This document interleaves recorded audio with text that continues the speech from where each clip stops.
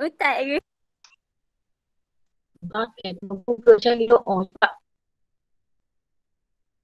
cikgu panggil je nama siapa-siapa semua baca doa.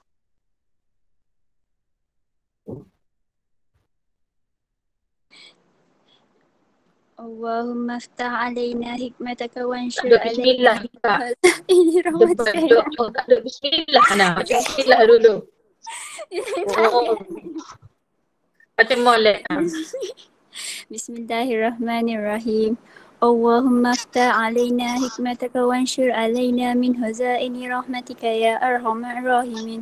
Rabbi shrah li sadri wa yassir li amri wahlul 'uqdatam min lisani yafqahu qawli. Rabbi zidna ilma warzuqna fahma wa sallallahu ala sayyidina Muhammad.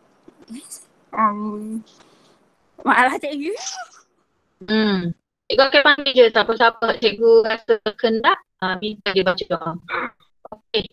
So, kita nak mula. Cikgu kalau boleh cikgu target hari ni, cikgu siapkan. Soalan 18 hingga 40 soalan dah. Okey. Jadi cikgu takkan tunggulah pelajaran lambat ni, cikgu tak tahulah dia ada gapa. Sepatutnya waktu PDPR ni, sama macam cikgu lah. Cikgu kalau nak keluar pergi mana-mana, cikgu pasti cikgu habis waktu sekolah. Baru cikgu keluar. Kalau kadang-kadang urgent nak pergi laptop lah apa semua, cikgu pastikan habis kelas. Dia kata habis kelas, habis waktu sekolahan barulah keluar. So awak pun kenal tak awak berada di sekolah ni. Tak boleh nak keluar ikut mak pergi pasar apa semua tu, tak boleh benar-benarnya. Okay, cikgu tak pastilah pelajaran ini gimana. Nanti cikgu akan semak kehadiran lepas ni. Pelajar tu cikgu akan call mak ayah dia. Dan jangan sampai cikgu mengamuk. Cikgu kata cikgu kalau awak baik, cikgu pun baik. Jangan sampai cikgu mengamuk. Kalau cikgu mengamuk tu awak akan tengok. Kalau gunding cikgu mengamuk tau. Okay, so kita akan mula dengan soalan 18. Okay, nampak dah? Kalian nampak dah skrin cikgu? Tak nampak lagi cikgu. Nampak lagi.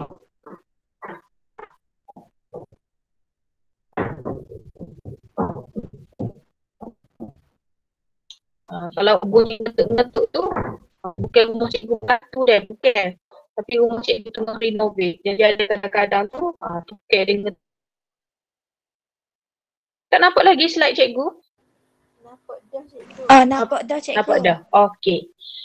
Jadi kalau pelajar yang tak ada hari ni, dia walaupun kalau dia tak ada, cikgu akan bawa dia ke soalan seterusnya. Okey, jadi sebelum cikgu pergi kepada soalan 18, cikgu nak beritahu nama untuk tugasan kertas 2 struktur. Soalan seterusnya tu ada kan dalam modul tu. Lepas soalan 40 ni dia ada soalan struktur. Okey, so untuk soalan struktur, untuk soalan struktur sekejap soalan struktur ni. Okey, soalan 1 dengar nama dengar nama.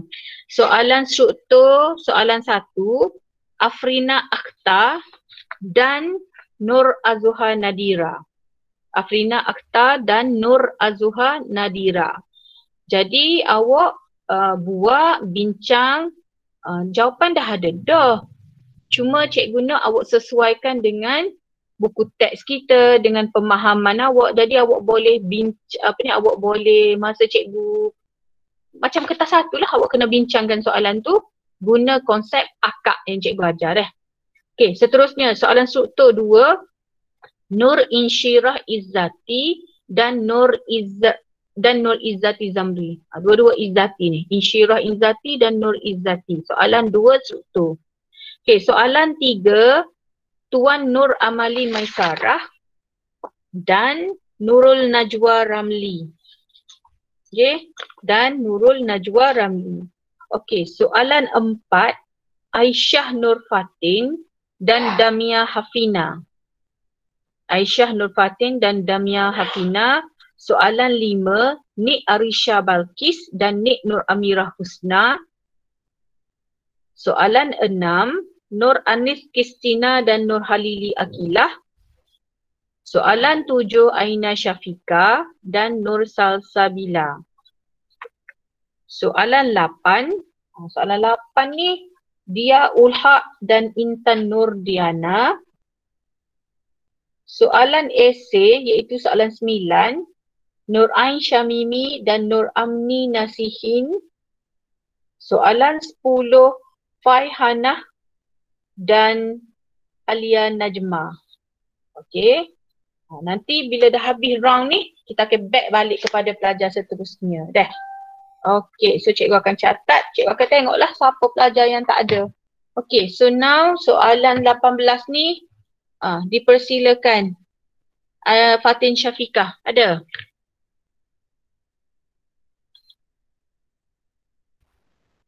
Fatin Syafiqah ada?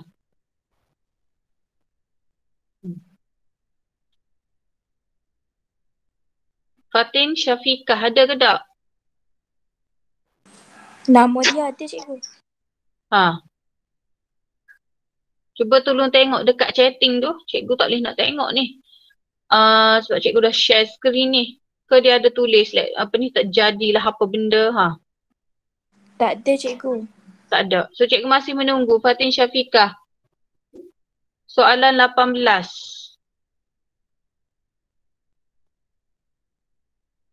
Di mana pula tuanya?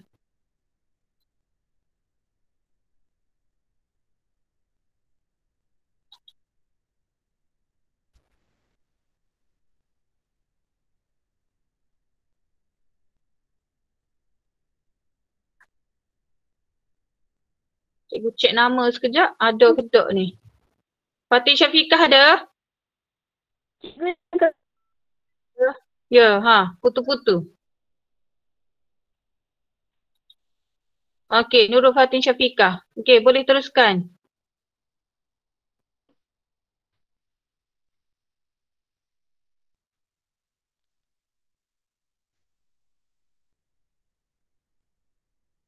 Dia lag sikit cikgu.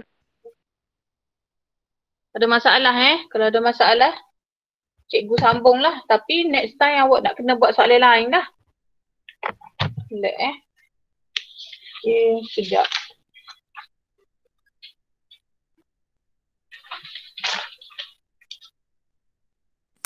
Cikgu, cikgu dengan suara Fatin tak? Apa dia? Cikgu dengan suara Fatin.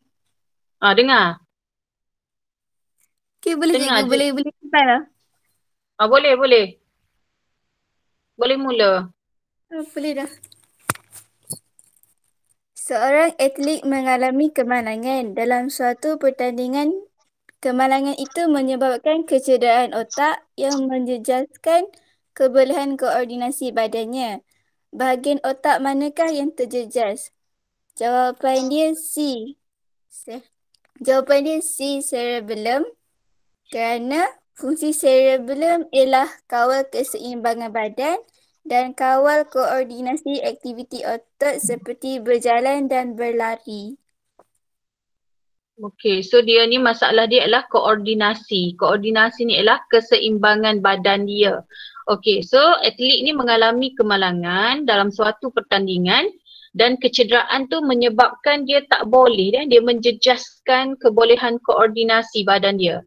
Okey, jadi kalau awak tengok di sini yang paling penting, yang paling besar ialah cerebellum cerebellum. Dan cerebellum ni semuanya untuk pengetahuan, kemahiran, pendengaran. Okey, kalau awak tengok di sini dia kata cerebellum merupakan struktur yang paling besar. Nampak ni? Struktur yang paling besar dan kompleks pada bahagian hadapan otak. Dan kalau awak tengok permukaannya berlipat-lipat. Cikgu ada cakap kalau berlipat-lipat, banyak-banyak, kecil-kecil, tak ada benda lain berlipat-lipat, banyak-banyak, kecil-kecil untuk menambah luas permukaan. Awak tak dapat markah lagi. Menambah luas permukaan, dia akan tanya untuk apa? So dalam otak kita ni ada banyak sel saraf. Jadi menambahkan luas permukaan untuk memuatkan lebih banyak sel saraf. Okay, sebab tu kalau awak tengok iklan susu bayi kan, dia kata minum susu membolehkan sel-sel berhubung. Sel gapo? Sel saraf lah. Jadi bila sel saraf budak tu berhubung, dia jadi lebih cerdik. Sebab tu kalau awak tengok iklan susu kan, macam-macam dia guna. Dia buat budak tu boleh belajar bahasa isyarat lah, budak tu lebih cerdik lah, boleh mengeja cepat lah. Sebab apa? Sebab bila otak tu, cerebrum tu berlipat-lipat, dia akan tambah luas permukaan lagi banyak. Jadi lebih banyak sel saraf dapat dimuatkan. Jadi bila banyak sel saraf dapat berhubung. Okay, jadi kalau cerebrum ni cikgu kata dah tadi untuk pengetahuan, untuk berfikir. Jadi dia mengawal emosi, pendengaran, penglihatan, personaliti dan tindak terkawal. Jadi cerebrum ni dia kawal tindakan yang terkawal. Gapo cikgu tindakan terkawal ni? Tindakan yang kita sedar. Yang kita sedar ni maksudnya kalau cikgu tanya Fatin Syarikah mana? Saya. Awak boleh jawab kerana awak masih sedar. Okay, cerebrum menerima maklumat dan rangsangan daripada reseptor.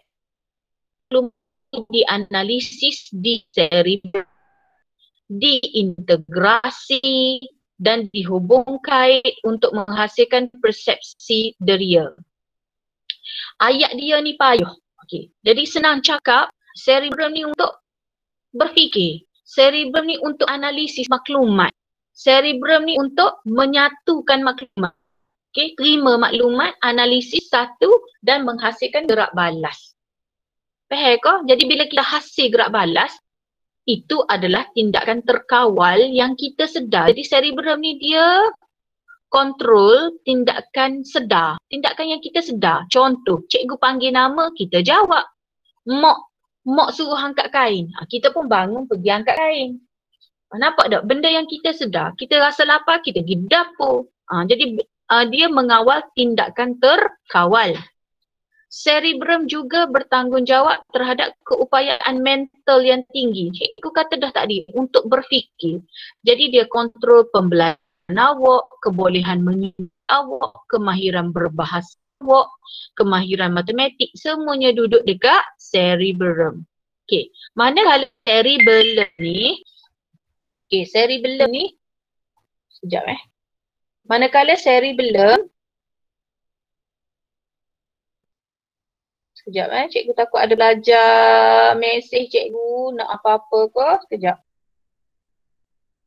Okay, cerebellum pula, dia ni bahagian yang kedua besar Dia ni bahagian kedua besar. Jadi dia ni untuk memelihara keseimbangan badan serta koordinasi pengecutan otot untuk pergerakan badan.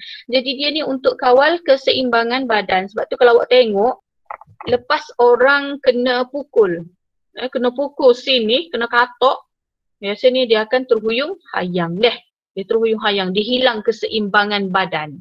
Okey, so bahagian otak manakah yang terjejas? Maka jawapan dia C. Awak jangan pula tukar. Lebih sangat cepat sangat nak jawab. Tengok dulu, cerebrum. Ini cerebellum. Okey, dan cikgu nak sentuh sikit hypothalamus. Okey, hypothalamus. Okey, hypothalamus ni dia duduk sini. Okey, awak ingat macam ni? H. Apa dia? Hypothalamus ni mengkoordinasi homeostasis. Hypothalamus mengkoordinasi, mengawal atau homeostasis. Apa dia homeostasis? Homeostasis ni dia nak jaga keseimbangan dalam badan kita. Apa dia? Iaitu dia nak kawal atur suhu badan. Cikgu akan nak kawal atur keseimbangan dalam badan kita. Kan dia nak kawal atur suhu lah supaya sentiasa 37. Jadi dia ni mengkoordinasi, dia ni jaga suhu, jaga keseimbangan air, tekanan darah, mengesan lapar, dahaga, keletihan. Jadi yang kesan-kesan semua ni, ini ialah hypothalamus. Mengesan, mengkoordinasi homeostasis. Dia ni kawal atur homeostasis. Dia adalah pusat kawalan yang kawal suhu supaya badan kita ni sentiasa 37. Jadi katakan contoh awak demam, suhu naik. maka akan hasillah gerak-gerak balas tertentulah. Ataupun contoh, dia jaga keseimbangan air. Tiba-tiba awak ni air. Ada gerak balas yang akan dilakukan. Ataupun jaga tekanan darah. Awak sakit kepala, mungkin tekanan awak tinggi, tekanan darah awak tinggi. Jadi nanti akan ada gerak balas. Jadi siapa yang mengesan semua tu, itu adalah hypothalamus. Jadi hypothalamus menghubungkan sistem saraf kepada endokrin melalui kelenjar pituitari. Mengawal rembesan beberapa jenis hormon kelenjar pituitari. Jadi kalau awak ni tak jelas dengan yang ni, awak kena baca balik yang tingkatan 4 dah. Okey. Dan cik nak sentuh sikit medulla oblongata. Medulla oblongata ni dia terletak di anterior cerebellum di pangkal leher. Okey. Pangkal leher. Fungsinya ialah mengawal tindakan luar kawal. Awak jangan tukar dengan cerebrum. Cerebrum benda kita sedar, yang terkawal. Tapi kalau medulla oblongata ni yang kita tak boleh nak kawal. Tapi benda tu berlaku dalam badan kita. Contoh denyutan jantung. Kita tak boleh nak kawal denyutan jantung, tapi dia sentiasa berlaku. Okey, lagi pernafasan. Awak boleh nak kawal pernafasan awak. Katakan contoh 2 jam jangan bernafas. Tak boleh. Dia memang akan bernafas. Jadi medulla oblongata ni mengawal tindakan yang kita tak sedar tapi dia berlaku. Contoh denyutan jantung, pernafasan, pencernaan makanan, pemvasocerutan tekanan darah, peristalsis, muntah, batuk, bersin dan menelan. Okey, ingatlah jangan tukar. Cerebrum terkawal, medulla oblongata tidak terkawal. Okay, so jawapan dia C. Okay, so kita pergi soalan seterusnya. Adilah Nadia. Soalan 19. Apakah yang akan berlaku jika otot pectoralis minor seekor burung tercedera? D. Burung tidak boleh menggerakkan sayapnya ke atas dan ke hadapan. Sebab otot pectoralis minor dia memainkan peranan yang besar untuk menggerakkan sayap burung ke atas. Ya. Okey. So, otot burung ni, tolong ingat kalau ada perkataan otot je, okey, otot je, dia mesti myogenik. Myogenik. Apa dia myogenik? Iaitu satu akan mengecut, satu akan mengendur pada masa serentak. Barulah boleh terhasilnya pergerakan. Awak asalkan jumpa perkataan otot. Otot licin ke, otot rangka ke. Okey? Otot ni dia myogenik. Iaitu dia akan ada berpasangan. Dia wujud secara berpasangan. Jadi satu otot akan mengecut, satu akan kendur. Sebab dia berpasangan. Dia dua-dua. Jadi satu kecut, satu kendur pada masa yang sama, tujuannya untuk menghasilkan pergerakan. Kalau satu saja kecut, tu tak buat apa-apa. Tak akan ada pergerakan. Ingat kalau satu je kecut, satu lagi tak buat apa-apa, tak akan ada pergerakan. Okay, jadi untuk burung, major ni besar. Boleh ingat major besar, minor kecil. So yang bawah ni awak nampak tak? Otot dekat bawah dada burung ni besar, major. Okay, major duduk bawah. Okay, minor ni minor ni otot pectoralis minor, kecil. Ingat yang besar ni otot pectoralis major. Yang atas ni otot pectoralis minor. Boleh? Okay, dan awak kena ingat cara nak ingat ni major ni duduk di bawah. So apabila major ni mengecut, sayap akan ke bawah dan ke belakang. Ingat gitu. Nampak dia tu ni. Apabila otot pectoral major mengecut, ingat bila dia kecut, dia duduk di bawah dan dia mengecut. Sayap digerakkan ke bawah sebab dia duduk di bawah. Sayap turun ke bawah dan ke belakang. BB, ingat gitu. Boleh eh? Otot pectoralis major mengecuk, major duduk di bawah. So, bila dia mengecuk, sayap digerakkan ke bawah ke belakang. Okey, kalau yang ni otot pectoralis minor, dia duduk di atas. Jadi bila dia mengecuk, sayap digerakkan ke atas dan ke depan. Okey, sayap digerakkan ke atas ke depan. Jadi jawab soalan dia, apakah yang akan berlaku jika otot pectoralis minor tercedera? Minor ni duduk di atas, maka burung tidak boleh menggerakkan sayapnya ke atas sebab dia duduk ke atas. Jadi ke atas dan ke depan. Jadi burung tu tak boleh nak gerak sayap dia ke atas ke depan. Kalau dia tanya major, ingat major duduk bawah. Oh, ke bawah, belakang. Bawah belakang. Depan atas. Okey. Jelas boleh ingat Okey, soalan 20. Syafiqah. Ya, cikgu. Okey, soalan 20. Hormon yang manakah berkait rapat dengan penebalan dinding uterus wanita semasa kita haid? Jawapan dia B. Estrogen dan progesteron. Sebab fungsi estrogen ni memulih dan memperbaiki endometrium serta merangsang penebalan endometrium. Progesteron merangsang penebalan endometrium serta menjadikannya tebal, berlipat-lipat dan kaya dengan salur darah. Beda. Okey. So cikgu nak jelas sikit kita haid ni awak kena faham lah sebab awak adalah seorang perempuan. Jadi kalau awak sendiri tak faham apa yang berlaku pada diri awak, nanti macam mana tu? Takkan awak nak harapkan suami awak faham awak esok. So awak kena faham benda ni sendiri. Okey. Kita haid untuk semua wanita dia ambil kira 28 hari Okey, dia tak ambil 30, 31. Okey, kita haid adalah 28 hari. Okey, jadi cikgu nak buat graf. Katakan contoh ni. Satu ni dia bukan satu hari bulan Satu ni ialah maknanya hari pertama awak datang haid. Katakan contoh hari ni 24 hari bulan Mari haid. Awak mari haid.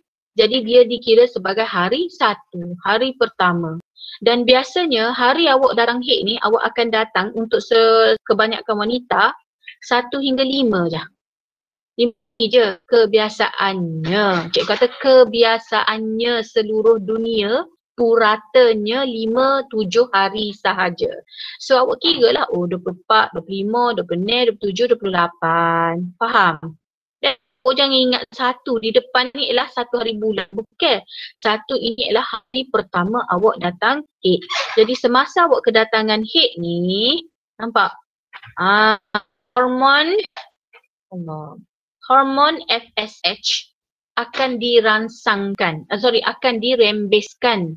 Okay, hormon FSH akan dirembeskan sebab 1 hingga 5 masa awak mari haid tu dia kena merangsang perkembangan folikel. Sebab tu nama dia FSH. Hormone Stimulating Follicle. Okay, hormon yang merangsang perkembangan folikel. Cikgu, hormon yang merangsang perkembangan folikel. Folikel tu apa cikgu? Folikel tu, folikel tu dia start dengan folikel primer dulu. Dalam folikel primer tu ada oosit primer. Nak jadi telur awak tu. Di oosit primer ni dia besar, kohor besar dan dia akan jadi oosit yang matang yang kita panggil follicle graft. Apa cikgu kata dia matang? Sebab di dalam ni follicle sekunder. Sebelum dia nak jadi follicle graft tu dia akan jadi follicle sekunder. Apa dia follicle sekunder? Sebab dia ada 2 lapisan. Dalam dia tu ada oosit sekunder. Ingat tak cikgu kata oosit sekunder ni lah telur orang wanita. Telur kita nama dia oosit sekunder. Kita tak boleh panggil ovum. Kita tak boleh panggil ovum. Ovum tu Ovum tu bila dia sudah disenyawakan, barulah boleh panggil ovum. Jadi dalam telur kita tu ada oosit sekunder. Jadi berkembang sehingga jadi follicle graft ni dia kena ada hormon FSH. Sebab tu dia panggil hormon perangsang follicle. Kalau tak ada FSH ni, dia tak boleh nak jadi ni. Dia tak boleh nak jadi follicle primer, follicle sekunder, follicle graft. Follicle graft ni follicle yang sudah matang, dia tunggu hari subuh barulah dia nak melepaskan oosit sekunder keluar. Jadi kalau sperma masuk, sperma tu akan mensenyawakan ovum. Bila dia senyawa, dia tak boleh panggil oosit sekunder dah, dia kena panggil ovum. Okey, jadi 1 hingga 5 ni hormon perangsang folikel merangsang perkembangan folikel. Jadi masa 1 hingga 5 tu ialah berlaku haid.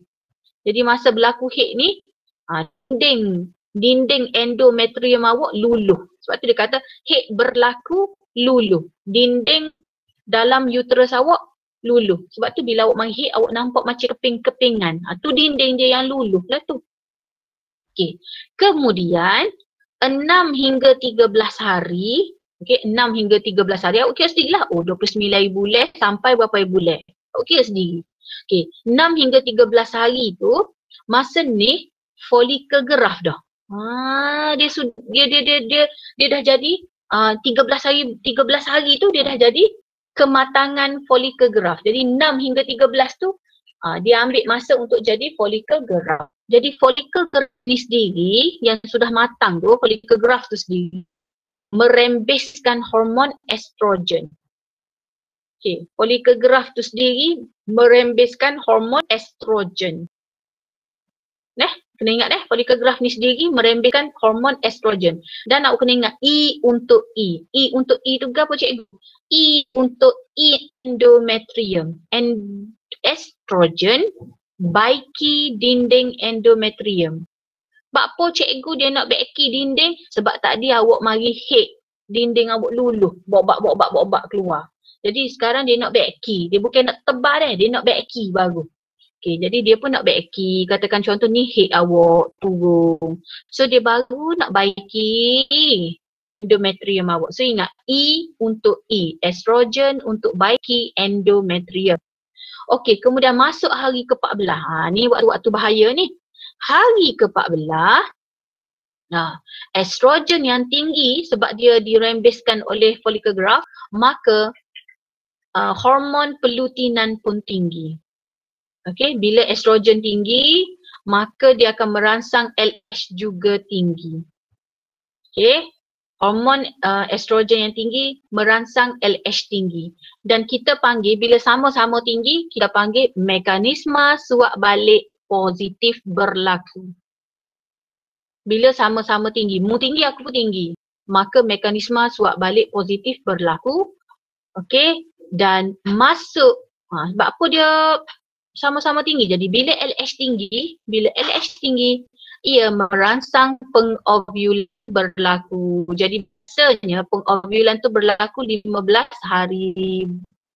Okey, ke-15 berlakulah pengovulan. Jadi masa ni lah oosit sekunder keluar. Katakan contoh ni follicle graft, ada oosit sekunder. Jadi masa pengovulan dia melepaskan oosit sekunder keluar.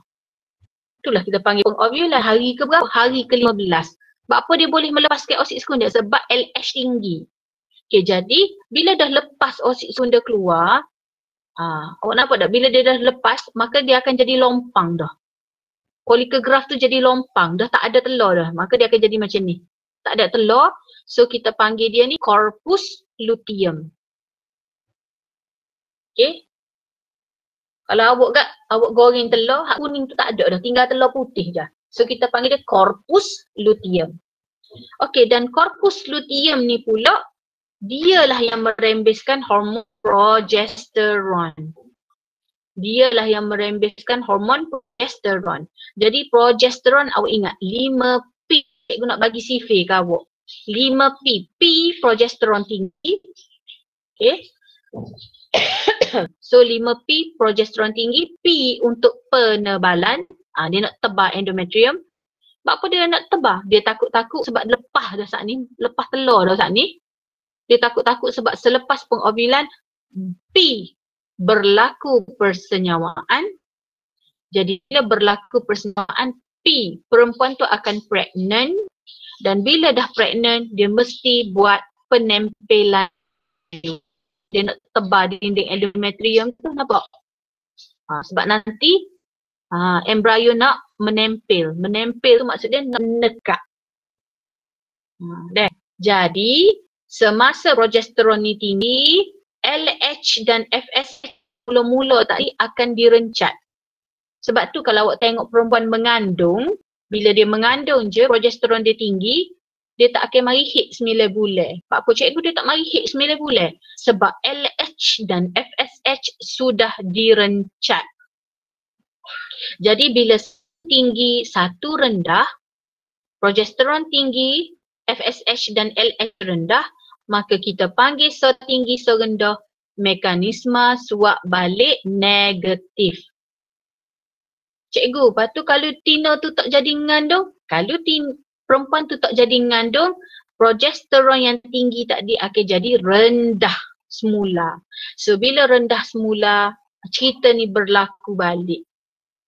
Jadi bila rendah semula, maka dinding endometrium pun luluh, awak pun mari head balik. Okay, jadi hormon yang manakah berkait rapat dengan penebalan? Bila sebut penebalan, awak nampak selalu Cikgu Muni kata 5P. P progesteron, P penebalan. Sebab apa dia nak tebal? Sebab takut-takut berlaku P persenyawaan. Bila persenyawaan P pregnant. Bila pregnant, mesti dia nak buat penempelan embrio. Jadi untuk penebalan ni dia kena hormon orang perempuan. Mesti kena hormon orang perempuan. Kenapa dia hormon orang perempuan? Estrogen ni kalau dalam bahasa Inggeris, awak nampak dah ejaan dia OE. Orang perempuan. Hormon estrogen dan progesteron untuk tebal dinding endometrium sebab perempuan ni mengandung dah.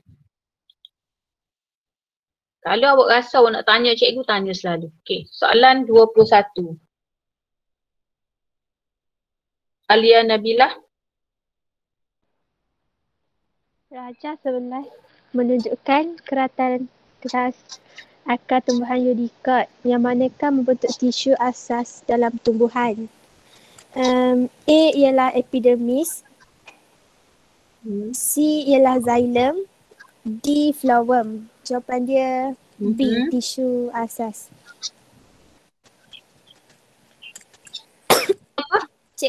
Cikgu, B tisu asas. C xylem. C apa? Xylem. Okey. Okey, so dia nak apa? Tisu asas deh. Okey, tisu asas ni, tisu asas tu gapo kak?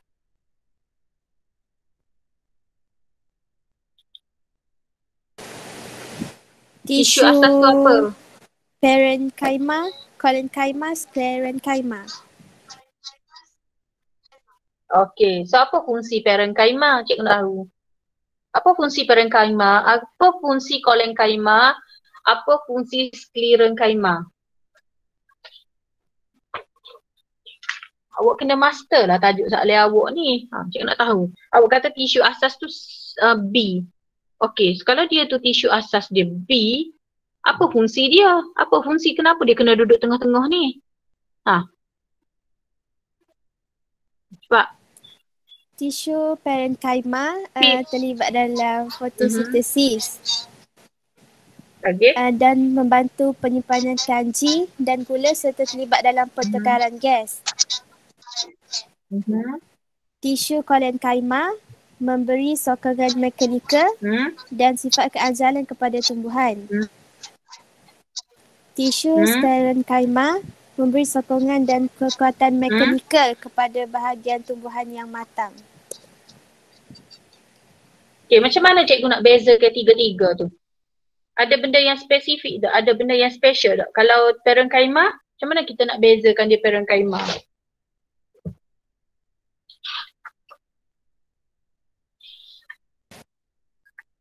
Parenchyma, dinding sel yang paling nipis. Cikgu kata parenchyma pis-pis P tu. Parenchyma pis-pis. Ingat kalau dia ada bagi gambar antara 3 tu, dinding dia yang paling nipis. Awak nampak dah ni parenchyma ni.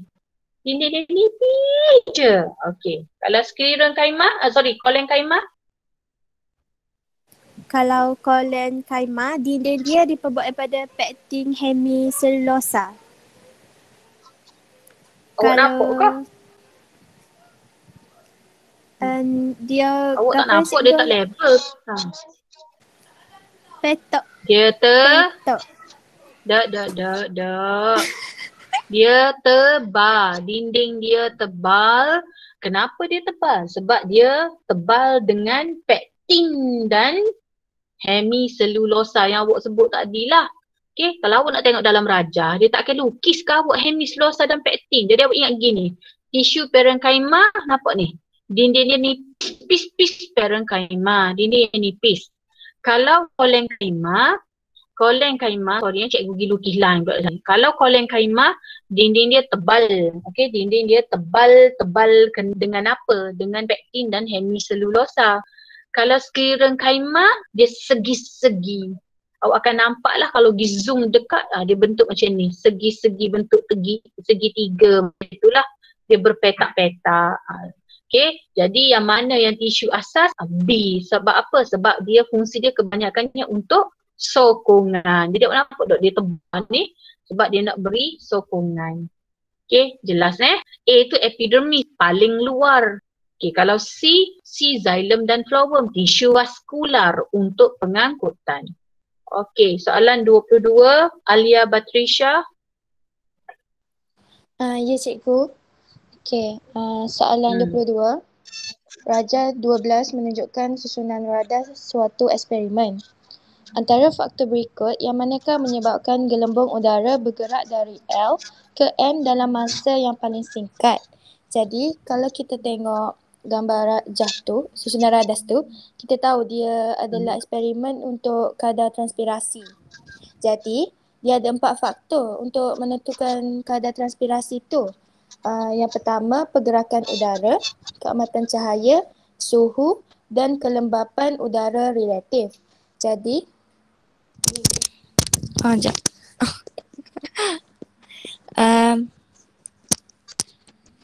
kalau kita nak dia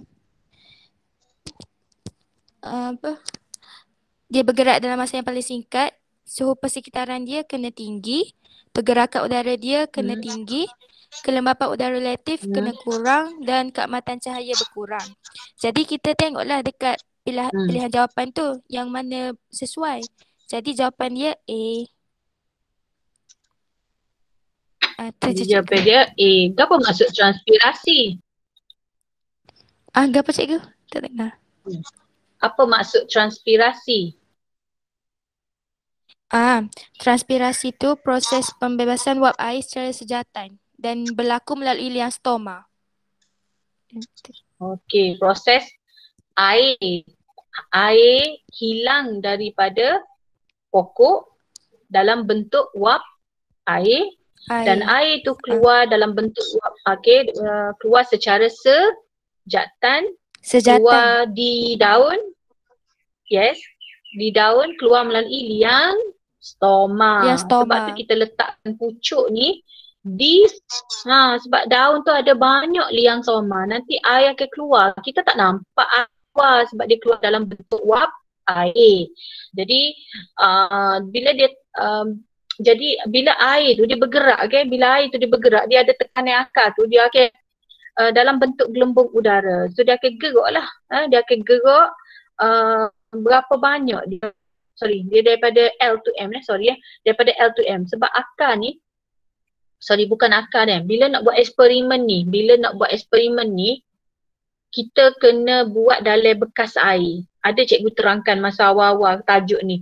Cikgu kata apa-apa yang kita buat, kita nak potong batang pucuk ke apa ke, kena buat dalam air supaya dia tak putus turus udara dia ni.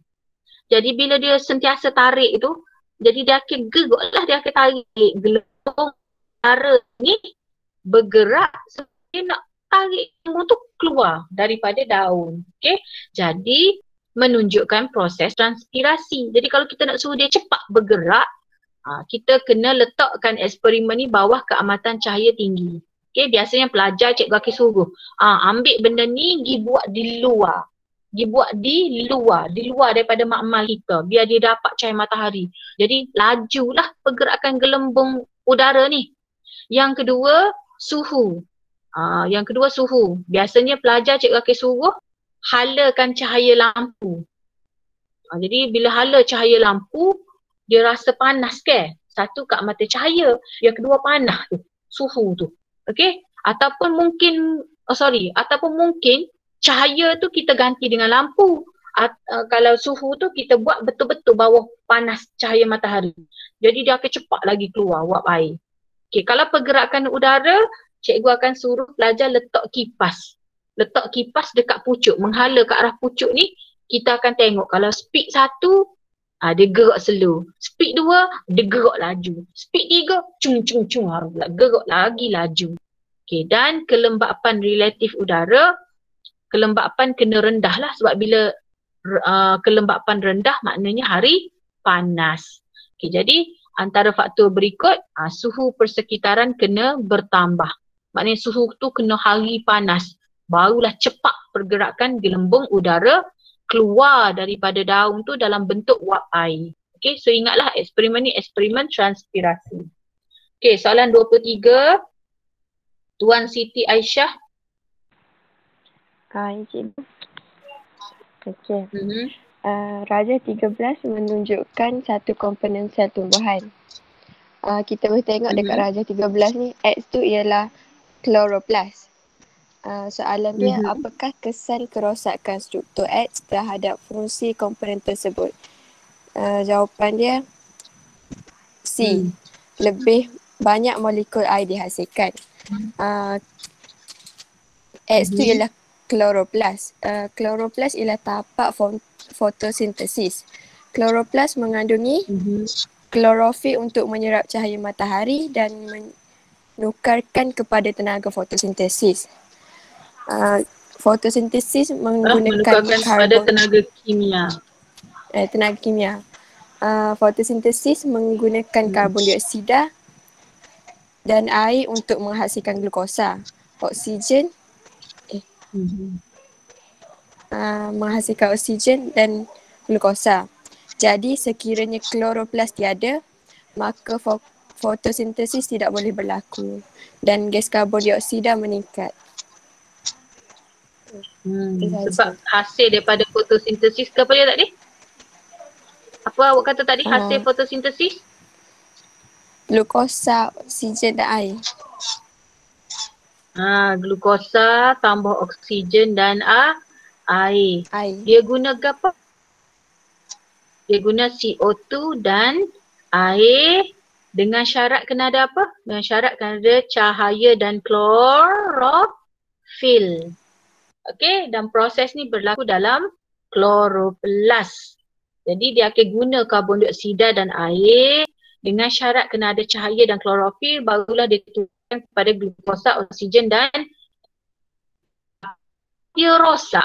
Bila dia rosak, dia tak boleh nak guna karbon dioksida ni, menyebabkan karbon dioksida meningkat di udara.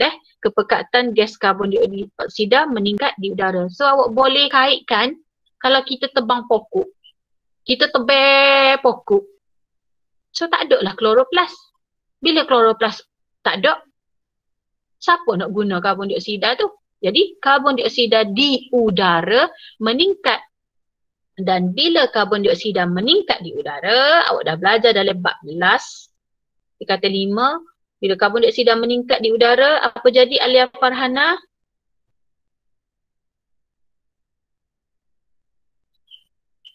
Alia Farhana, apa jadi? Bukan ni tajuk ni lama awak awak bertanding itu. Apa jadi kalau karbon dioksida banyak-banyak di udara? Alia Farhana. Pemanasan. Yes, jangan takut. Jadi bila banyak karbon dioksida udara, berlaku pemanasan global. Tu jadi bumi kita kohor panas. Sebab tak ada pokok. Bila tak ada pokok, tak ada kloroplast. Siapa nak buat fotosintesis? Jadi karbon dioksida banyak sangat, berlaku pemanasan global. Dah? Okey. Jangan takut nak jawab. Okey, seterusnya. Salah cikgu kata dah. Salah cikgu tak marah dah. Okey, soalan seterusnya 24. Amira Afrina. Seorang petani mendapati bahawa daun pokok kegemarannya berubah menjadi warna ungu. Kekurangan nutrien apakah yang dialami pokok itu? Jawapan dia A. Fosforus. Betul tak cikgu? Dah tu keluar tu jawapan tu. Baca sikit. Apa fungsi fosforus? Fungsi fosforus apa kepentingan dia? Fungsi fosforus ni dia mensintesis asid nukleik, adenosin triphosphate dan fosfolipid dalam membran plasma. Fosforus ni bertindak sebagai koenzim dalam fotosintesis dan respirasi. Kalau fosforus berkurang, koenzim tu, apa koenzim ni? Koenzim tu ialah sebatian bukan protein yang membantu tindakan sesuatu enzim. Nak cepat. Nak cepat. Ingat nak cepat tindakan enzim ialah koenzim. Koenzim. Okey, sambung. Kesan kekurangan fosforus ni akan menyebabkan pertumbuhan akar yang tidak sihat, pembentukan daun yang berwarna hijau tua dan pudar, bintik merah atau ungu kelihatan pada daun tua. Okey, so awak boleh jawab ni sebab ada buku deh, sebab ada buku. Dalam PSO macam mana cikgu saya ni ingat, tak kira saya ni ingat belakang. Jadi cikgu nak bagi tip sikit lah deh. Biasanya awak pernah tak jumpa baja? Mungkin tak pernah deh kalau yang jenis tak ni. Baja, awak tengok dia akan tulis situ NPK. NPK. Awak kata, oh nama je nama baja tu NPK. NPK, N untuk nitrogen, P untuk phosphorus, K untuk kalium. Jadi tips dia ialah hak ni hak penting. Nitrogen, kalium, phosphorus. So kenapa dok soalan ni tanya tentang phosphorus? Biasanya dia jarang tanya kalsium, magnesium, sulfur ni sebab memang baja ni kandungan baja ialah NPK. Jadi adalah baja memang dia buat jenama dia NPK. Cikgu siapa law ni cikgu ingat. Jadi NPK. So awak hafal je lah 3 benda ni je lah awak hafal fungsi kekurangan dia. So untuk phosphorus kalau tak cukup maka bintik merah atau ungu akan kelihatan pada daun tu. Okey, so kita cari sikit mana phosphorus. Ni dia kata phosphorus. Plant short and dark green. Mungkin nak buat macam daun tu macam warna dark green. Okey, lepas tu dia kata apa tu? In extreme deficiencies turn brown or black, bronze color under the leaf. Dia akan jadi macam bronze dan lebih kurang macam warna purple tua gitulah. Okey. Okey, soalan 25 siapa? 25 ni tolong fokus tolong fokus baca sangat-sangat tajuk ni. Kalau cikgu besar tu kena dengar lah dia. Kalau cikgu besar cikgu baca kena dengar. Cik Intan Nur Nadia, soalan 25. Serambut akar adalah penting untuk pengambilan air dalam tumbuhan. Pernyataan berikut yang manakah benar mengenai sel tersebut? Kita tengok A dulu. Serambut akar ialah sebahagian dari sel epidermis. Sel epidermis ni duduk paling luas sekali. Lepas tu sel rambut akar ni duduk luas sekali. Macam ada rambut gitu. Jadi ia adalah sebahagian dari sel epidermis. Jadi A tu betul. Kita tengok B pula. Air memasuki sel tersebut melalui pengangkutan aktif. Salah. Sebab ingat air, ingat osmosis. Jadi B salah. Lepas tu kedai C pula, sel ditutupi dengan lapisan kutikel nipis. Kutikel ni sifat dia garis air. Jadi dia tak boleh buat penyerapan air. Jadi sel tidak ditutupi dengan lapisan kutikel. Jawab dia A. So jawapan dia A. Okay. Jadi kalau awak tengok sel rambut akar, kalau awak perasan di akar tu, di akar hujung-hujung tu ada rambut-rambut halus-halus tu. Itulah sel rambut akar. Rambut tu, sel rambut akar. Jadi sel rambut akar ni dia adalah lapisan paling luar. Awak kena tengok yang ni. Yang ada gambar tu, dia letak begitu. Itulah rambut akar. So rambut akar ni, dia ni sebahagian daripada yang cikgu colour merah ni. Yang merah ni ialah epidermis. Epidermis ni duduk luar sekali. So sel rambut akar tu dia ni macam melekat dekat epidermis. Jadi dia adalah sebahagian daripada epidermis. Okay, B tu Nadia kata air memasuki sel tersebut melalui pengangkutan aktif. So ingat air, ingat osmosis. Jadi B salah dah. Okay, C dia kata sel dilitupi oleh lapisan kutikel nipis. Sebab dia fungsi dia nak serap air, so dia tak boleh ada lah kutikel tu sebab kutikel ni dia apa tadi awak kata tadi? Apa dia dia kalis air. Maknanya air tak boleh masuk. Okay, so C salah. Cuma cikgu minta awak tolong baca dah. Okay, nak cikgu pesan ni. Okay, tolong baca. Okay. Tolong hafal dan fahamkan. Okey, seterusnya 26 Ainur Batrisha. Cikgu akan ambil masa sehingga waktu tutorial ni dah. Raja 14 menunjukkan satu keratan rentas batang monokot. Antara bahagian A, B, C dan D yang manakah adalah berkas vaskular. A ialah phloem, B ialah berkas vaskular, C ialah cortex dan D ialah epidermis. Jadi jawapan dia B, berkas vaskular. Jadi berkas vaskular ni ia terdiri pada phloem, C cortex.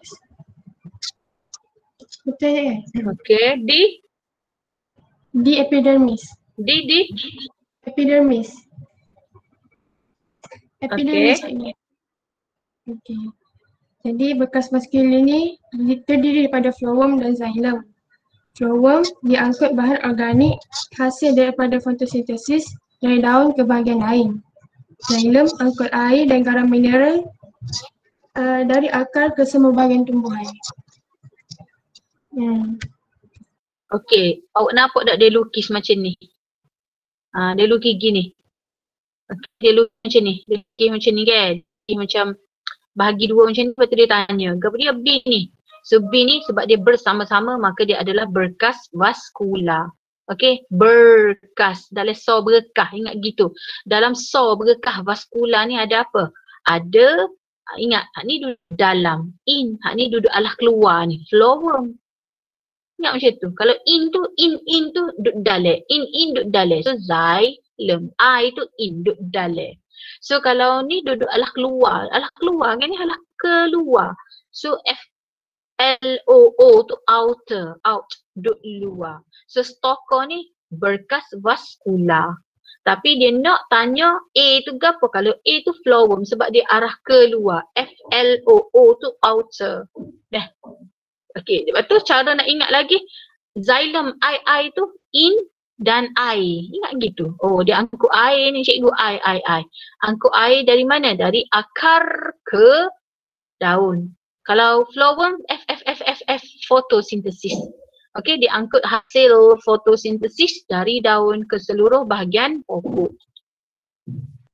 Okey, soalan 27. Next, ni Irfan, Natasha. Sejak sekak.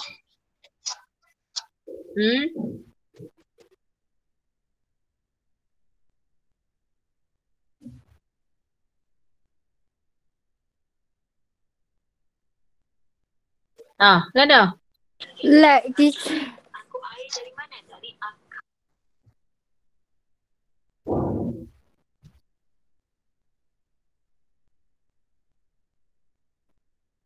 xylem adalah tisu pengangkutan air.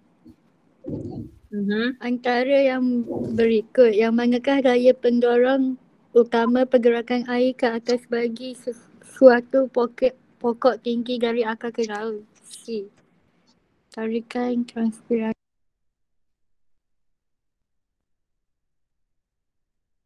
Okey, so dia nak pokok tinggi dari akar daun. Dari akar nak pergi ke daun.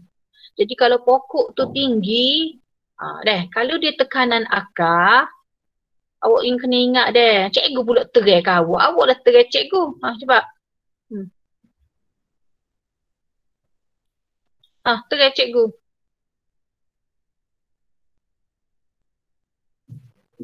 Oh, Irfan, gimana pula? Awak lah terai cikgu, cikgu pula terai ke awak. Ya, tarikan konspirasi sebab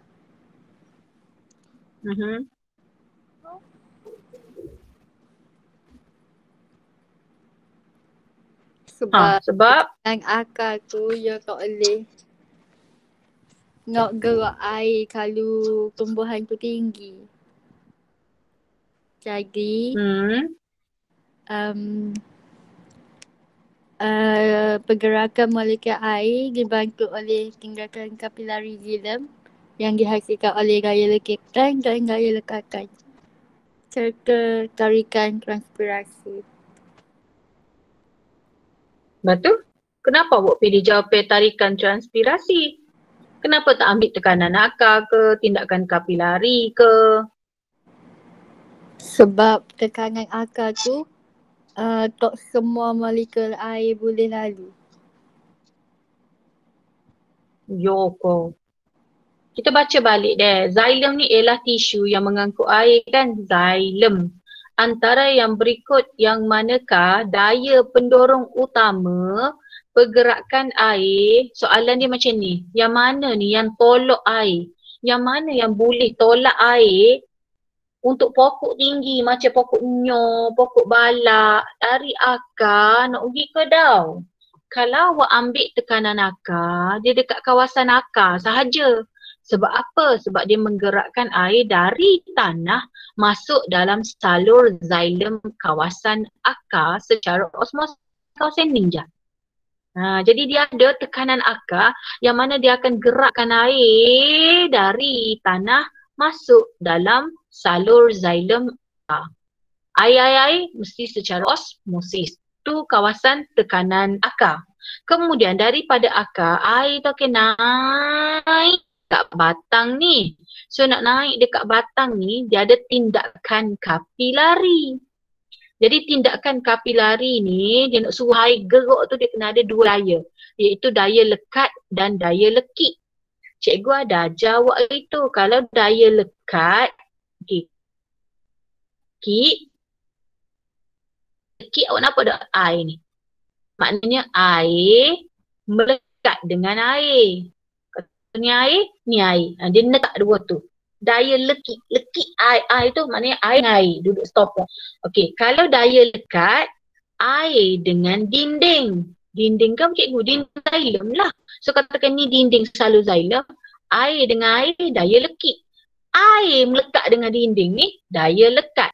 Jadi daya lekik dan daya lekat ni membentuk tindakan kapilari yang akan menggerakkan air melawan tarikan graviti sepanjang batang pokok. Okey, dan dia mesti kena ada daya utama yang kita panggil dia tarikan transpirasi. Sebab apa cikgu tarikan transpirasi? Sebab dia nak tarik semua ni air daripada bawah lagi nak tarik tubik daripada daun. Kita panggil tarik transpirasi. Dia tak boleh panggil tekanan akar sebab berlaku dekat akar. Kalau tindakan kapilari berlaku dekat batang. So kita nak tarik semua. Soalan ni nak dari akar ke daun. Ada tarikan transpirasi. Terhasil apabila air tersejat melalui stoma menarik air dari dalam daun. Boleh. Bila cikgu bagi tugasan kepada awak, awak kena study tugasan awak ni. Awak kena fikir, orang akan tanya apa aku? Orang akan tanya apa aku?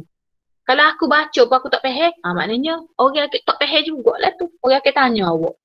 Okey, seterusnya soalan 28, Diana.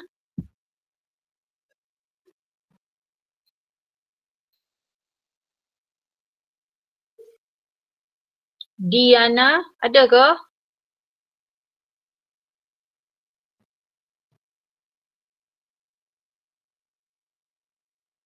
Ali Abad, cek Diana ada ke? Jap cikgu.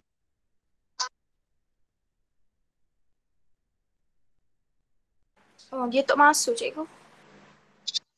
Tak masuk. Okey, so tak masuk. Cikgu kena take note sikit soalan 28. Cikgu ambil alih. Okey, so soalan 28. Pernyataan di bawah menerangkan fungsi sejenis fitohormon. Okey, mencetuskan partenokarpi, merangsang pertumbuhan sekunder, digunakan sebagai racun rumpai. Partenokarpi, maka tak ada benda lain lah. Oksin lah jawapan. Oksin. So cuba kita tengok oksin. Okey, oksin ni berfungsi dalam fototropisma dan geotropisma, melakukan perkembangan kodominan apex pucuk dan akar. Maksud dia ni menggalakkan pertumbuhan pucuk dan akar. Dia ni menggalakkan pertumbuhan pucuk dan akar supaya jadi kohor panjang. Tapi dia ada beza. Kena ingat molek dia. Memanglah dia ni untuk pertumbuhan pucuk dan akar, tetapi dia nak oksin tinggi untuk pucuk. Maknanya kalau oksin tu pucuk akan jadi kohor panjang. Tapi oksin rendah, barulah akar bertumbuh. Kena ngapa dah sikit. Oksin kalau tinggi untuk pucuk bertumbuh. Oksin kalau rendah dia untuk akar bertumbuh. Okay. Jadi sebab tu dia boleh digunakan sebagai racun rumpai. Oksin tinggi, awak letak sembuh dekat akar, maku selalu pokok. Tapi kalau awak bagi oksin rendah, akar tu akan jadi membiak lagi. Akar tu bukan membiak, akar tu akan jadi panjang. Okay. Jadi fungsi dia merangsang pertumbuhan dan pemanjangan sel akar dan sel pucuk. Dengan syarat oksin tinggi untuk pucuk, oksin rendah untuk akar bertumbuh. Merangsang percambahan akar adventitious pada kerakatan batang. Awak ambil kerakatan batang. Awak tahu dia bunga raya ke apa, dekat batang dia, kita rendam dalam oksin, nanti duduk sekejap keluarlah akar-akar tu. Bukan duduk sekejap lah, maksudnya 2, 3, 4 hari minggu, keluar akar-akar adventitious tu. Merangsang pembahagian di sel cambium semasa pertumbuhan sekunder, merencat keguguran buah dan daun yang masih muda, merencat pengeluaran tunas sisi. Okey, jadi dia kata sini partenokarpi. Tak ada dalam buah awak. Jadi partenokarpi ni ialah penghasilan buah tanpa biji. Penghasilan buah tanpa biji. Okey, ingat begitu. Kalau cikgu tengok partenokarpi dan racun rumpai, cikgu tahu selalu itu mesti oksin. Kalau untuk masuk buah, etilina. Okey, kalau masuk buah, etilina. Okey, kalau cytokinin, cikgu ingat gini, sang. Apa dia sang? Cytokinin sang, merangsang. Dia ni merangsang pembahagian, pemanjangan sel akar, sel batang, tapi dengan syarat oksin tu dia kena tambah bersama-sama dengan cytokinin. Semua perkataan dia merangsang percambahan biji benih, merangsang pertumbuhan tunas sisi, ingat gitu. Okey. Gibberellin untuk gergasi. Apa dia gergasi? Awak letak gibberellin, sembuh gibberellin, buah awak akan jadi besar. Sebab tu dia kata untuk perkembangan buah, daun, bunga. Bunga besar, buah jadi besar, daun jadi besar. Ingat gergasi. Okey, soalan 29. Nur Ain Syuhada. Rajah 15 menunjukkan keratan membuja bagi sekutum bunga. Antara bahagian berlabel A, B, C dan D yang manakah berlaku perkembangan bunga? A itu adalah stigma, B anther, C ovari dan D ovule. Jawapannya adalah B, anther. Anther ni menghasilkan bunga iaitu gamet jantan. Lepas tu? Selepas itu? Anther menghasilkan bunga ni iaitu apa ni? Gamet jantan. Dalam bunga tu ada apa? Ada lobul.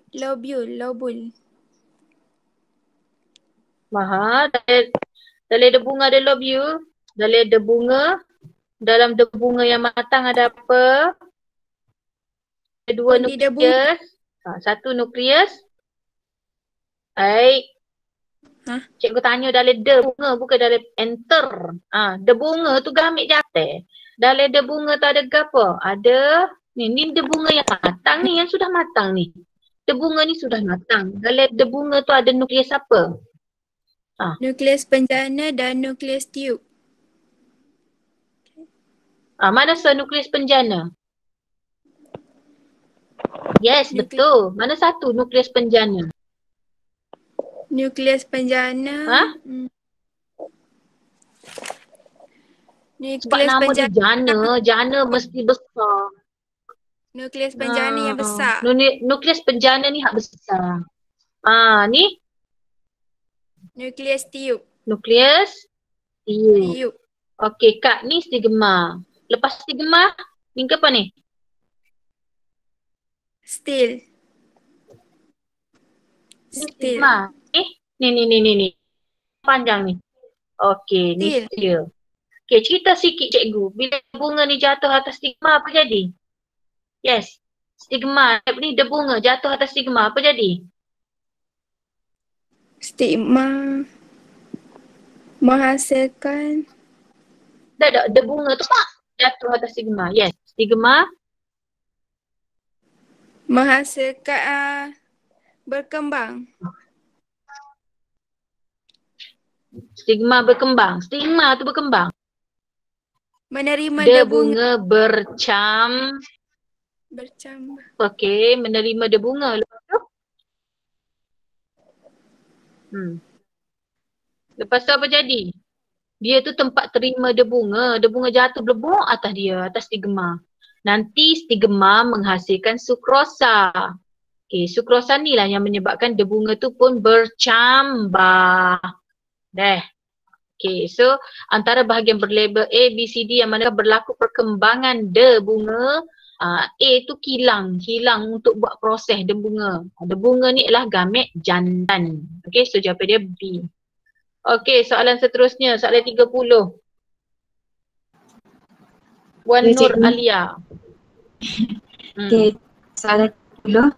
Setengah tumbuhan mempunyai sels yang khusus yang membolehkannya untuk menggulungkan daun.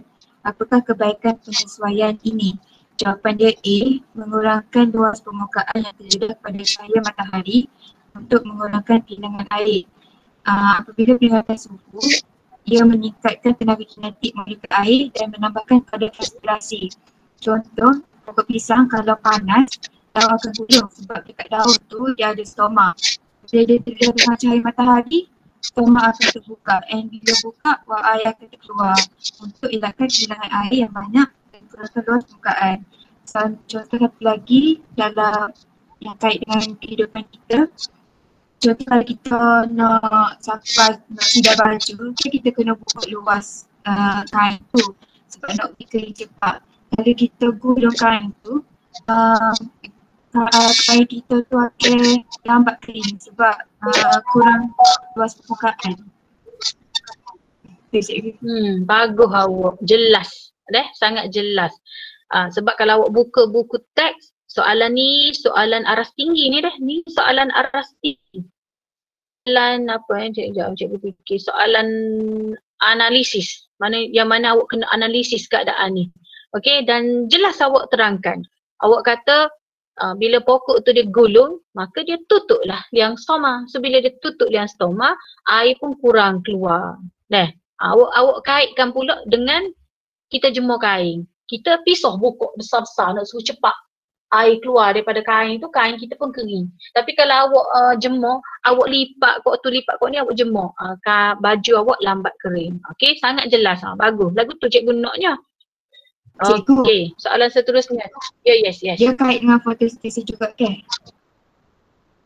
Ya, dia kait juga dengan fotosintesis. So kalau kait dengan fotosintesis? Fotosintesis dia perlukan suhu untuk enzim tu dimatikan. So bila suhu tu tinggi, dia akan menghasilkan enzim and proses fotosintesis tu akan berhenti. Sebab suhu optimum dia adalah antara 25 hingga 30 Celsius je. Kalau lebih dia fotosintesis akan berlaku. Yes. Memanglah pokok ni dia nak cahaya, dia nak suhu. Okay, kita kata semakin banyak cahaya dia dapat, semakin tinggi kadar fotosintesis. suhu. Tapi kalau suhu tinggi sangat, hari cahaya banyak sangat, awak bagi terik sangat, hari panas sangat, maka enzim, sebab fotosintesis ni dia melibatkan enzim. Enzim tu jadi ternyah asli. Dia tak akan buat fotosintesis tu. Jadi sebab itulah pokok ni, especially pokok yang jenis xerophyte yang tumbuh dekat gurun, dia penyesuaian dia sebab dia panas sangat, cahaya matahari terai sangat, dia terpaksa gulung pokok daun dia. Okay, sebab dia nak kurangkan cahaya yang masuk. Sebab cahaya ni dia suhu dia tinggi, dia boleh dia boleh menyah aslikan enzim dalam fotosintesis. Okay. Okay, soalan 31, cikgu kata dah tak ada dah. Cikgu akan guna sehingga waktu tutorial. Okay, soalan 31, Hannah ada? Tak ada cikgu. Tak ada, cikgu jugalah. Kena terai. Okay, antara berikut. So cikgu take note, Hannah pun tak ada soalan-soalan 31. Okay, antara berikut yang manakah ialah urutan hierarki yang betul dalam pengelasan organisma. Ingat cikgu bagi cara nak ingat itu. Akademi, fantasia, kelas, orang, famous, seko. Akademi fantasia ni ialah kelas orang. Yalah dia masuk akademi fantasia ke kelas untuk dia belajar. Untuk orang-orang yang famous, lepas masuk akademi fantasia ke dia jadi famous. Tapi dia perasalah sedapnya nyanyi, padahal tak sedap pun. Gila, seko. Cara cikgu buat. Kalau salah, awak ada cara lain, awak ikut awak lah deh. Ni cara cikgu ingat. So, akademi fantasia, kelas, order, family, genus, species. So, jadi kita beri penamaan ni, penamaan dia kita ambil kira genus dengan species. Okay, katakan contoh awak jumpa binatang. Awak tak boleh nak bagi nama awak. Katakan contoh awak jumpa rabbit. Awak pun rasa comelnya rabbit ni dengan gebunya, dengan comel. Awak nak bagi Hana. Tak boleh. Awak kena tengok dia tu dalam domain apa. Eukariot. Dia ni alam apa? Mesti dia alam animalia, alam binatang. Lepas tu dia ni filem apa? Kena tengoklah filem apa.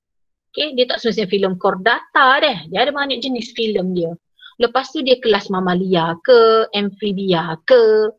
Okay, lepas tu jenis apa, order dia, family apa. Kemudian bila dah dapat genus dan species, barulah awak beri nama. Okay, katakan contoh awak dapat genus dia Ursus. Species dia Ursus arctos. So nama dia jadi Ursus arctos. Okay, jadi antara berikut yang manakah urutan hierarki yang betul? Okay, urutan hierarki yang betul tak ada alam ni. So awak fikir je lah alam, akademi, fantasia, kelas, orang, famous, gila, seko. So A. Yeah. Dan kena take note sikit yang ni. Kena take note ni juga. Takut masuk FPSO. Dia ada ni. Dia kata kalau semakin ke bawah, akademi fantasia kelas tu semakin ke bawah, bilangan organisma dalam kumpulan semakin berkurangan. Nampak ni bilangnya dia kurang lah sebab dia nak cari nama ni. Jadi nama beruang ni adalah Ursus arctos. Jadi bilangan organisma dalam kumpulan semakin berkurangan, hubungan genetik antara organisma semakin rapat. Okay, maknanya kalau dia ni jadi hubungan genetik dia, maknanya kalau dia ni kumpulan bear kan, genetik dia untuk bear je lah. Okay, tapi kalau semakin ke atas, bilangan organisma dalam kumpulan semakin meningkat. Dia kohon naik, dia akan jadi kohon banyak binatang, macam-macam jenis. Tapi kita nak carinya, beruang tu. So nampak dah, lebih kurang dengan beruang ni. Ni, panda pun adik-beradik beruang. Maknanya, kohon kecil, sampai kita dapat yang sama dengan dia sahaja. Okay, soalan 32. Syamimi. Syamimi 5 Syifa. Musca domestica ialah nama saintifik untuk lalat rumah. Antara yang berikut, manakah yang betul tentang kumpulan pengelasan untuk nama saintifik lalat rumah? Jadi, kata kunci untuk soalan ni ialah nama saintifik. Jadi, nama saintifik ni gabungan daripada genus dengan spesies. Perkataan pertama, nama saintifik tu ialah nama genus dan perkataan yang kedua ialah nama spesies. Jadi satu lagi nak tahu Gana nak tahu nama saintifik ni, kita boleh tengok nama genus dia huruf besar, manakala nama spesies dia huruf kecil. Jadi jawapan dia B. Jawapan dia B. So ingatlah cik kata dah, penamaan saintifik mesti ambil genus dan spesies. So Musca tu genus, spesies domestica, dan hanya hanya genus saja kita start dengan huruf besar. Okay, contoh macam ni, burung pekaka cik-cik. Itu nama kampung dia. Burung pekaka cik-cik. Genus dia Alcedo. Nama spesies dia Artis. So bila kita nak tulis dia mesti kena Alcedo Artis. Tapi kalau awak nak cetak guna laptop, nak menaik guna komputer, awak kena sengging, italikkan dia, Alcedo Artis. Tapi kalau awak nak tulis dalam buku, tak guna komputer, tak guna laptop, awak kena tulis macam ni, Alcedo Artis, awak kena garis. Okay. Okay, soalan 33. Aisyah Hanim. Jadual 1 menunjukkan jumlah tenaga yang diperoleh semasa zakuan memakan pengeluar dan pengguna primer. Jumlah tenaga yang diperoleh pengeluar ialah 1000 kJ. Jumlah tenaga yang diperoleh pengguna primer ialah 100 kJ. Berdasarkan pemindahan tenaga, pernyataan manakah yang paling tepat menerangkan jadual 1? Jawapan dia D, sebab pengeluar tu merupakan tenaga semula jadi, sebab dia dapat sumber daripada cahaya matahari, baja apa semua tu. So dia ada banyaklah vitamin, zat besi ke apa. Jadi bila pengguna primer makan pengeluar tu, pengguna primer tu akan dapat 100% tenaga. Pengguna primer tu akan menggunakan 90% tenaga melalui haba, proses hidup, perkumuhan dan penyahtinjaan. Jadi kalau kita makan pengguna primer tu 90% tenaga hilang deh. Jadi kalau kita makan pengguna primer tu, kita akan dapat 10% je lah tenaga, sebab dia guna dah 90% tenaga tu melalui proses perkumuhan, penyahtinjaan ke apa semua tu. So sikit je lah kita akan dapat tenaga kalau kita makan pengguna primer. So kalau tengok dalam gambar ni, contoh dalam gambar ni paling sikit sekali dapat tenaga.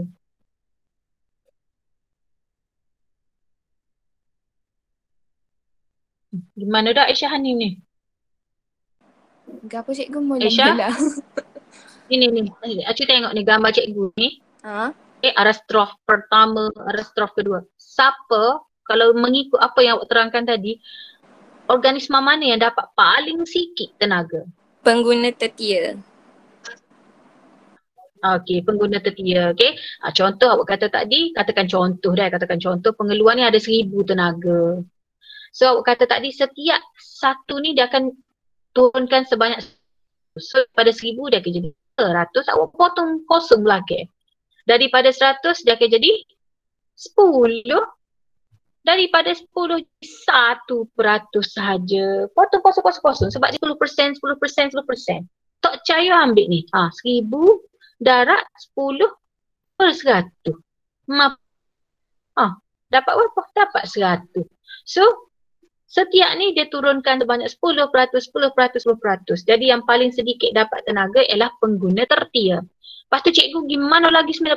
Kawan awak kata tadi 90% hilang ke persekitaran dan digunakan semasa dia buat penyahtinjaan, perkumuhan dan sebagainya. Okey, jadi jawapan dia D, lebih banyak tenaga diperolehi oleh zakuan jika dia memakan pengeluar. Maknanya daripada pengeluar ni terus zakuan selalu. Banyaklah zakuan dapat. Okey, tetapi sebahagian besar tenaga dia 90% akan berpindah akan hilang daripada satu peringkat ke peringkat seterusnya. Okey. So kita pergi lagi soalan 34. Siti Nur Syamimi. Rajah 16 menunjukkan suatu interaksi antara dua organisma. Apakah jenis interaksi tersebut? Saprophytisma C. Saprophytisma ni maksud dia organisma memperoleh nutrisi daripada bahan organik mati yang sedang mereput. Kak Rajah tu dia tunjuk kulat dan dahan kayu. Dahan kayu tu macam dengan mati dah. So kulat tu dia boleh hidup sebab dia ambil nutrisi daripada bahan organik tu, dahan kayu yang mati tu.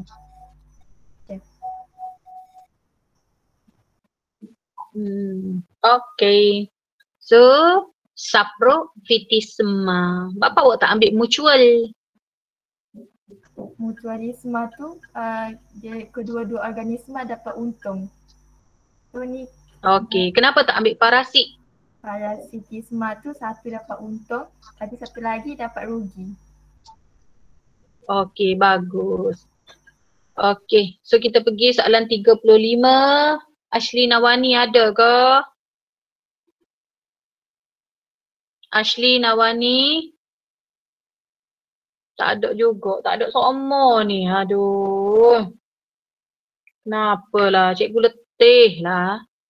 Okay, soalan 35. Langkah-langkah berikut telah dijalankan bagi mengkaji tahap pencemaran air di Sungai Terengganu.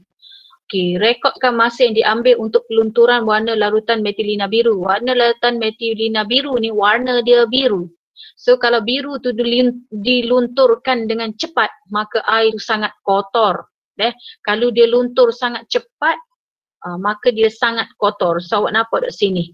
Mana paling cepat luntur? Air longkang. 1 jam je luntur dah. Maka dia adalah paling tinggi kekotoran dia. Okay, dan siapa hak tak luntur ni? Air paik bersih, air telaga bersih, air suling bersih. Okay, isi botol reagen dengan sampel air, gunakan picagari untuk memasukkan 1 ml larutan metilina biru, simpan botol reagen dalam almari. So antara berikut yang manakah urutan betul? Maknanya awak susung dia ni, hak mana betul? So mestilah C. Buat apa C? Mula-mula isi dalam botol reagen tu dulu dengan air kotor, air longkang. Ada buat kantin, air longkang asrama. Lepas tu guna picagari, masuk larutan metilina biru. Tak apa dah ni, picagari tu kena selam, no masuk rapat dasar. Okay, lepas tu S, simpan botol reagen dalam almari. Dia tak boleh buat dalam cerah gini sebab dalam ni ada alga. Nanti alga fotosintesis menjejaskan keputusan eksperimen kita, dan rekodkan masa yang diambil untuk pelunturan. Jadi kalau luntur cepat, airnya sangat kotor. Okey, soalan 30 ni. Cepat. Nasuha. Rajah 17 menunjukkan pewarisan kumpulan darah dalam sebuah keluarga. LLI dan IA dan IB menunjukkan allel untuk penghasilan antigen A dan B masing-masing. Dan IO menunjukkan allel untuk tiada penghasilan antigen. Antara yang berikut, manakah yang menunjukkan genotip individu 2 dan 4 dengan betul? Jawapan dia B. Individu 2 kenapa? Okey. Individu 2 dan 4. Individu 2 ni suami suami Hok A ni ke. Jadi kita kena buat rajah skema. Kalau lah kita kata jawapan dia A ke. Kalau lah individu 2 tu IA IB, anak dia akan dapat anak dia kita akan dapat tak ada ni. Jangan nak susah cikgu. Ya. Dia kena buat rajah skema baru nampak. Ya. Patut tak buat? Buat. Saya buat tapi tak ada nak tunjuk. Buat. Ya. Okey, lagu ni deh. Kalau awak buat rajah skema tu, awak snap ni atau dalam grup, cikgu akan send kepada 5 Syifa dan 5 Ilham. Okay. Deh, boleh? Sebab cikgu nak suruh budak ni faham apa dapat petok 4 segi ni gapo nama dia tulis 2. Awak tulis gapo dekat petok segi ni? Petok segi? Gapo genotik? Genotik ni. Genotik 2 ni gapo Genotik dia ni cikgu IBIO. Dia macam yang IBIO maknanya okey. BO suami dia deh. Okey. Isteri dia? Isteri dia. Ya gini. Kalau contoh kita masuk ke jawapan B ni ke. So suami dia IBIO. Jadi anak dia, genotip anak dia kita Isteri ke apa? Ni. Nak tidur ni. Isteri dia ni AO ke AA saja? Ni bini dia ni AA ke AO? Ni AA. Tiger. Okay, so kalau AA, okay, terah jawapan awak deh. So bila dia ni dia kata dah AB, AO. Aku dengar dah ni. Bentar. Cikgu silap. Kena benar. Nanti bentar. AB deh. Betul tak? Okay. AB. Nanti bentar. Cikgu ni bila cikgu salah nulis kat payah lalu lah. Okay, kejap. AA. BO. Terus AB. AO. AB. BO. Okay, betul? Lepas tu, bila ni kan genotip anak dia. Anak dia. Lepas tu, ni, sekejap. So kita ada sama ada kita nak ambil AB ataupun AO, okay? Jadi, contohlah kalau kita kata kita ambil AB. Kalau kita ambil AB, anak dia, sekejap. Okey, berapa ayat? Ni. Okey. Kalau kita ambil AO kan, macam jawapan B ni, kita ambil AO, genotip anak dia akan jadi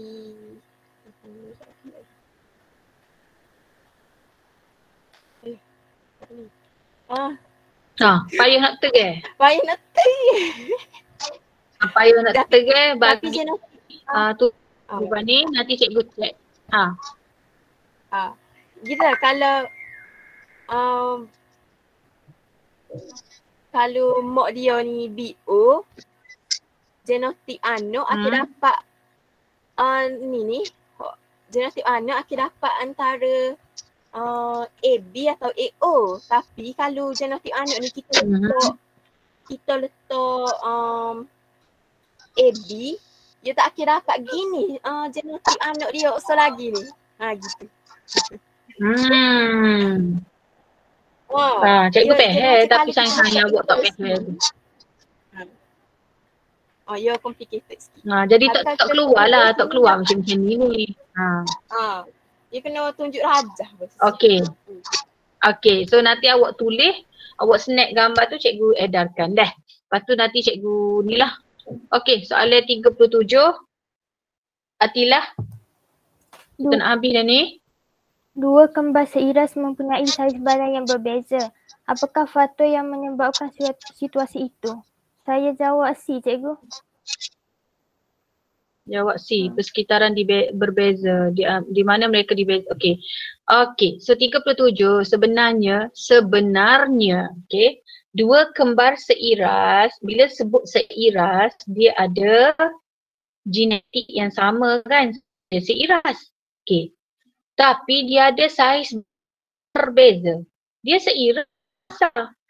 Mungkin J dengan K ni terpisah. Jadi bila terpisah, apa yang membezakan dia? Sebab apa? Tiba-tiba seorang jadi gemuk, seorang jadi kurus. Okay, sebenarnya cikgu nak ayat deh. Sebenarnya jawapan belakang salah. Jawapan dia bagi salah. Sebetulnya Atilah jangan takutlah. Jadi kenapa dia jadi berbeza dari segi saiz badan? Kerana mungkin persekitaran yang berbeza di mana mereka dibesarkan. Atilah jangan risau, biasalah.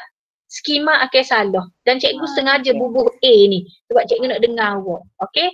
Jadi mungkin kerana persekitaran. Seorang dijaga oleh keluarga kaya, seorang dijaga oleh keluarga miskin. Tapi genetiknya memang sama sebab dia seiras. Okay, so jawapan dia C. Okay, 38. Fatihah Amisa. Rancang mutasi kromosom. Antara berikut manakah proses yang menyebabkan mutasi ini? Jawapan ya, C. Penyangsangan. Sebabnya urutan gen pada kromosom tu berubah. Dia berubah kat mana? Huruf mana? Berubah huruf B dengan D. Dia macam gitu deh. Dia song, sang. Deh. Kalau lenyap, hilang. Kalau Dia hilang translokasi. beberapa jam. Okey, kalau translokasi, Kalau dia tukar tempat translokasi duduk. ni Dia tukar tempat duduk dia bangun, dia tukar teguh tempat duduk. Hak ni dia songsang deh. Okey, so jangan tukarlah. Kalau penggandaan dia ganda dua. Okey, soalan 39, Yoshini. Dalam perhatian, seorang saintis menghasilkan gen nama DNA manusia dan masukkan ke dalam plasmid. Plasmid dimasukkan ke dalam sel bakteria agar lebih banyak plasmid dapat dihasilkan. Setelah menghasilkan plasmid dari sel bakteria, saintis memasukkan DNA plasmid ke dalam sel kultur tisu manusia menggunakan virus. Manakah antara pernyataan berikut mengenai vektor adalah benar? Saya jawab A, cikgu. Sebab dalam penghasilan insulin, plasmid yang merupakan DNA bulat dalam bakteria digunakan sebagai vektor pengklonan. Jadi maknanya dia guna satu vektor plasmid daripada bakteria. Ya, cikgu. Ke macam mana? Apa maksud vektor ni? Vektor ni apa?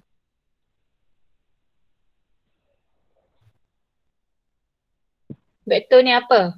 Vektor ni yang dia bawa benda tu lah dia. So maknanya dia duk guna bakteria, satu jenis bakteria tu je. Macam tu? Ya, cikgu. Ya ke?